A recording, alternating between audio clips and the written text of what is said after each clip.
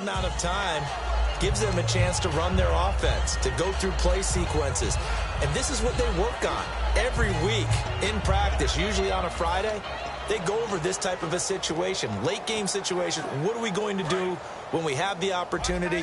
They've called these plays a bunch of times. Now's their chance to execute them. Yeah, they have the opportunity now. Here's the execution. Back to throw. And he's able to get this one up to his 30 before he's out of bounds.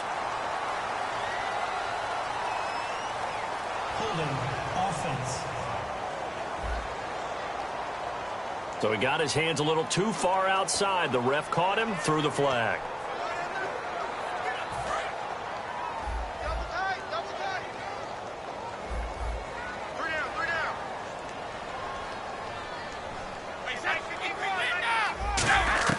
They'll look to throw. Slant route caught by Edelman. It's a solid pickup of 11, and it's second down. Second down now after the pass completion. And the offense moving quickly to the line. And with the clock ticking under 50 seconds now, he spikes it. 9 yards to go. It's third down.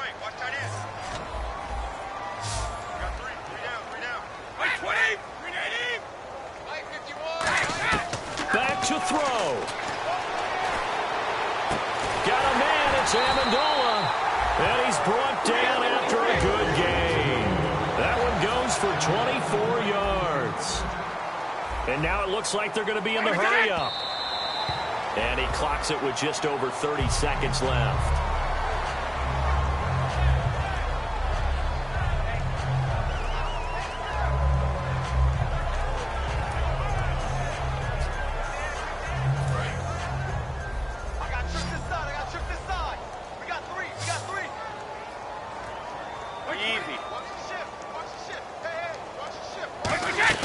He's back to throw.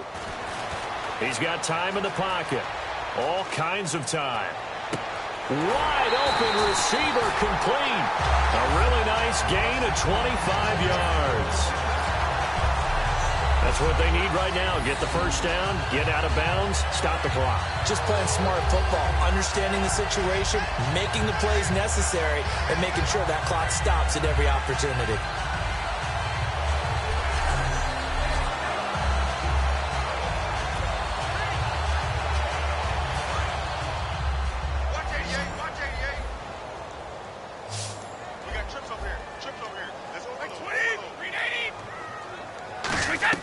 He'll look to throw. Surveying the field.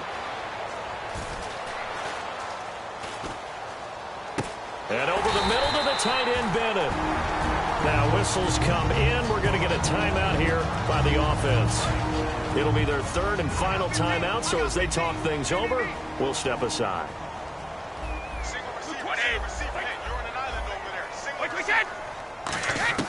Now Brady. He's got time. And this ball is caught. It's a touchdown. And now in the final seconds, they're a PAT away from likely getting this thing to overtime. And that touchdown means a decision has to be made. Do they kick the PAT and tie it up, or do they go for two and try and win it right now? So now this will be, in all likelihood, to force overtime. And he has got it. So barring something crazy on the kickoff, we're looking at an extra period to decide this one. So that drives 7 plays in length.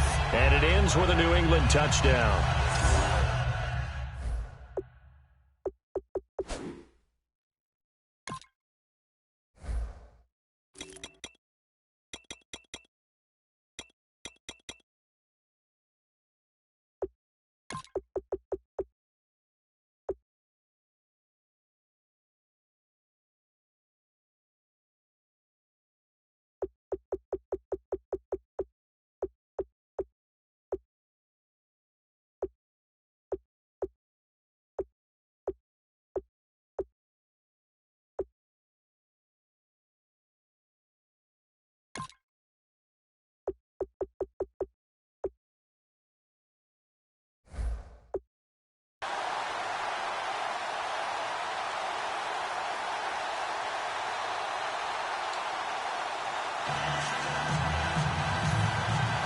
So here comes the kickoff now, all even here in this fourth quarter.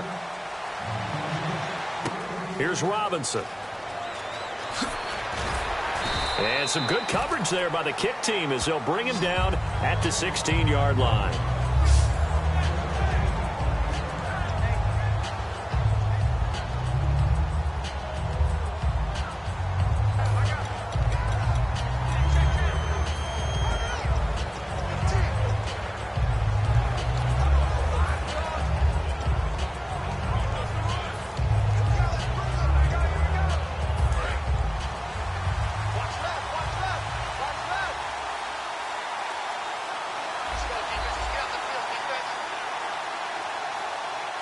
Yeldon, the lone running back.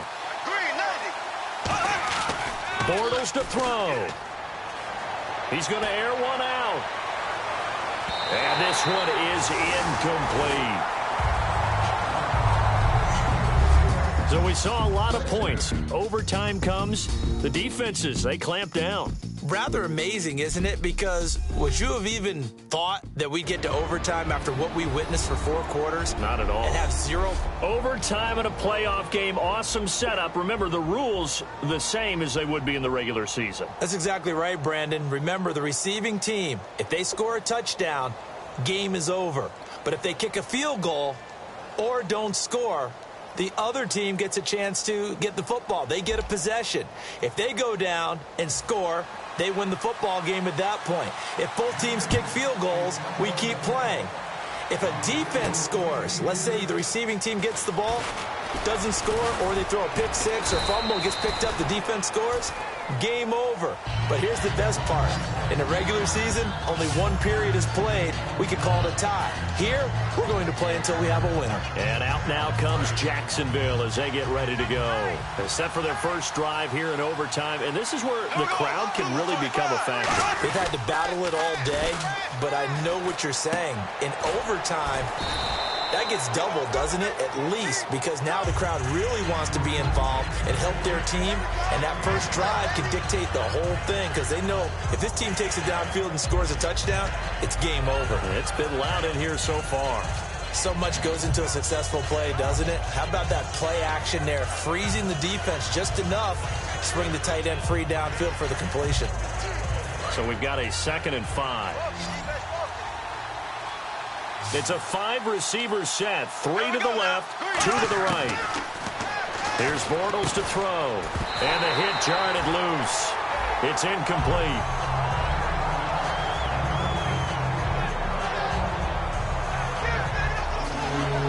And the offense looks to pick up the first here on 3rd after that incompletion.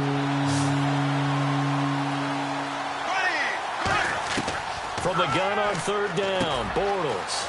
Peek's got it over the middle. And he will have the first down as he's brought down up near midfield. Looking to speed things up here, going with some tempo. On 1st down, Bortles. Got a man, and he hits him in stride. Give him 12 yards on that one. It earns him a fresh set of downs. They like going to him in the slot. He catches another one. I think this comes under the heading of until they stop him, why not go back to him? He has something going really well. Great working relationship with the guy throwing the ball, and they keep making the connection. Fresh set of downs here. Looking to jam the receivers at the line here. Press coverage look defensively. In motion left, Robinson. Now Bortles will give to Yeldon. And he stopped immediately there. That's going to go as a loss of a yard, and it'll be 2nd down. And the offense there, the O-line, everybody really on offense, they were just manhandled at the point of attack. Yeah, you could pretty much call them all out, couldn't you? Almost by name, right? That was a very tough sequence for the offensive line. But how about that defensive front? Creating a new line of scrimmage and creating a lost yardage possibility. And the play clock's running down. To throw, it's Bortles. And he fires one incomplete. Receivers work all the time on making sure they catch the ball, haul it into their bodies before they turn and run. A little bit of loss of focus on that play.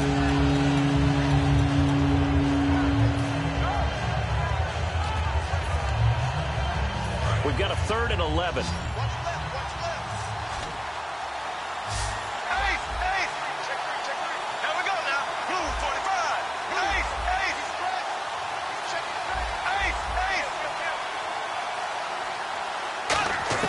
Throwing it 3rd down. Firing quickly here, and that's complete. The completion good for only 6, and that'll bring up 4th. In recent years, the slot receivers really gained stature in the NFL because they can do so many things. Yes, they can line up wide like your normal wide receiver, but to have that kind of courage and toughness to run routes in the middle of the field and become dependable targets for their quarterbacks and move the sticks, those guys are worth their weight in gold.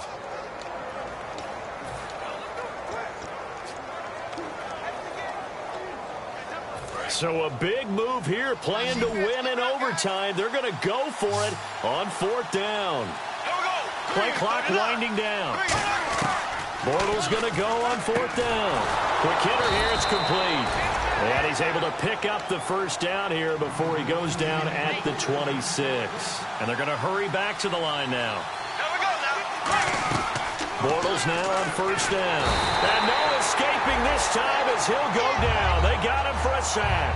Rob Ninkovich in there to get him, and that's sack number 8 for him on the year. Well, that play was the very definition of fast, quick, and in a hurry. Suddenly, he was there. In a blink of an eye, that happened fast and a big sack. They'll need to get the play off quickly.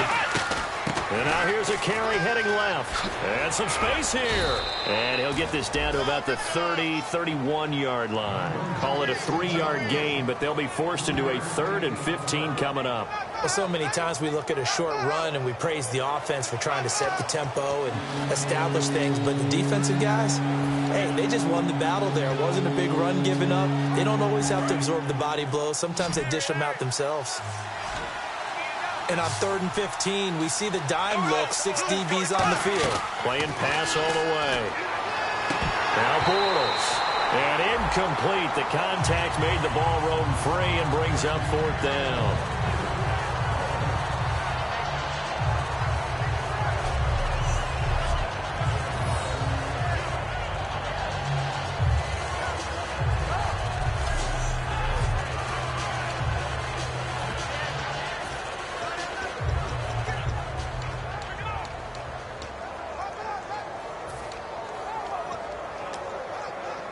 A big call here in overtime. They're going for it on 4th down. They come out 5 wide, 3 of them to the right side. Bortles to throw for it on 4th down. He's going to rifle one, and this is caught. It's a touchdown in overtime, and they are marching on to the playoffs. As the fans exit back out through the turnstiles, not happy looks on their faces. Feel like they probably let this one slip away at home in overtime. I would agree with that, and their unhappiness hurts the guys at concession stands on the way out, right? Not stopping to buy something for the kids. They just want to get home. But what a dramatic way to finish this bad boy off. I mean, this game was dramatic all the way through. That's why we got to overtime. And then to go ahead and finish it this way, the fans streaming out unhappy. But the team that came in here and won this one on the road, they sprinted to their locker room. And speaking of buying things, dinner on you tonight, Davis. I kind of figured that was coming. So that's a wrap for Charles Davis. I'm Brandon Gaudin. And this has been a presentation of the NFL on EA Sports. For more, check us out at easports.com. And with that, we say so long from Foxborough.